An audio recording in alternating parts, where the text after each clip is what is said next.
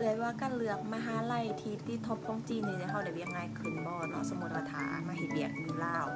เลยจะแบ่งออกเป็น2กรณีเนาะถ้าสมมติว่าเฮาเฮ็ดเวียกอยู่ลาวกับ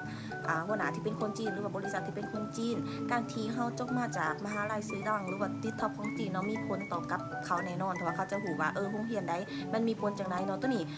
จุนใดฮู้จักกับคนจีนที่เป็นเจ้าของบริษัทอีหยังนะเดี๋ยวลองถามเขาเบิ่งว่าระหว่างผู้ที่ได้คะแนนสูงๆของโรงเรียนที่แบบบ่มีชื่อเสียงกับคนที่ได้คะแนนต่ำๆของโรงเรียนที่มีชื่อเสียงเขาจะเลือกผู้ใดเขาจะบอกว่าข่อยเลือกโรงเรียนที่มีชื่อเสียงเนาะเขาตอบแบบนี้เลยได้ก็เลยคิดว่าชื่อเสียงของโรงเรียนเนาะมีผลต่อกับคนจีนแต่เนาะถ้าสมมุติว่าตั้งใจจะมาสมัครเฮ็ดเวียกอยู่ลาวกับเจ้าของธุรกิจที่เป็นคนลาวหรือบ่กะเฮ็ดเวียกกับรัฐจังซี่นะชื่อเสียงของมหาลัยกับบอันนี้ปานใดเนาะบ่ค่อยสำคัญกับเขาปานใดแต่สิ่งที่สำคัญก็คือว่าน้องจบมาแต่เมืองใดปักกิ่งซังไห้กวางโจวอันสินะเมืองใหญ่ๆอันสิเขาจะหูว่า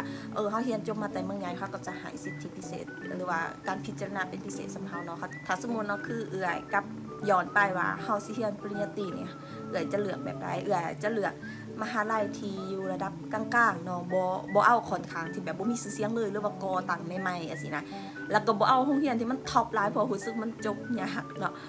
ก็เลยอาจจะเลือกโรงเรียนที่บ่ว่าดังปานใดคนถามว่ามีชื่อเสียงหน่อยนึงแต่ว่าจะเลือกเมืองเนาะจะให้ความสำคัญกับเมืองเพราะว่าเขาจะเห็นโอกาสหลายๆอย่างในเมืองที่เฮาอยู่ว่าอีกอย่างเฮาอยู่เมืองใดเฮาก็จะใช้ชีวิตกับมันประมาณ 4-5 ปีฉะนั้นคิดว่าเลือกเมืองสำคัญอีกอย่างนึงก็คือหอพักเนาะหอพักถ้าโอเคมันชีวิตดีแฮง